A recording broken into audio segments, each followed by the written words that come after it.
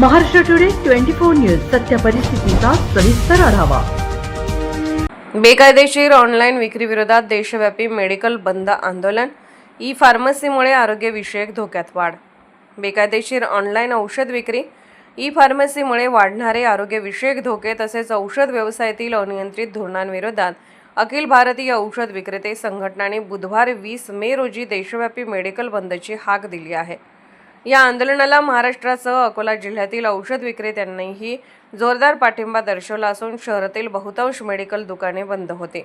औषध व्यवसाय हा ड्रग्स अँड कॉस्मेटिक्स ॲक्ट 1940 अंतर्गत प्रशिक्षित फार्मासिस्टच्या देखरेखीखाली चालतो।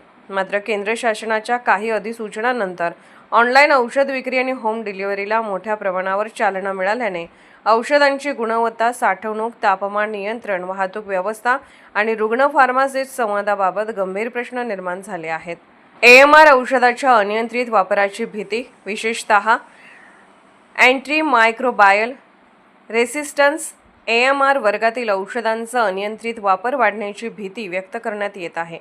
यामुळे भविष्यात सार्वजनिक आरोग्यास गंभीर धोका निर्माण होऊ शकतो, असा इशारा औषध विक्रेता संघटनांनी दिला आहे। ऑनलाईन औषध विक्री विरोधात दिल्ली उच्च न्यायालयात याचिका दाखल असून न्यायालयाने स्थगिती आदेश दिल्याचा दावाही संघटनांनी केला आहे।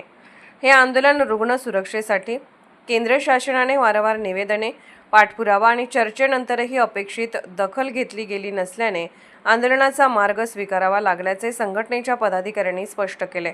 हे आंदोलन सर्वसामान्य नागरिकांविरोधात नसून रुग्ण सुरक्षा, औषध व्यवसायाचे अस्तित्व आणि भविष्यातील आरोग्य व्यवस्था सुरक्षित ठेवण्यासाठी असल्याचे त्यांनी सांगितले।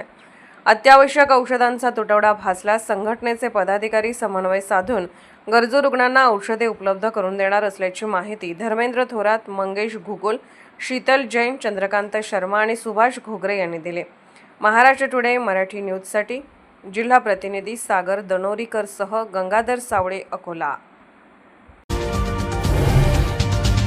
आजच महाराष्ट्र टुडे 24 न्यूजला सबस्क्राईब करा आणि सत्य परिस्थितीचा सविस्तर आढावा पहा।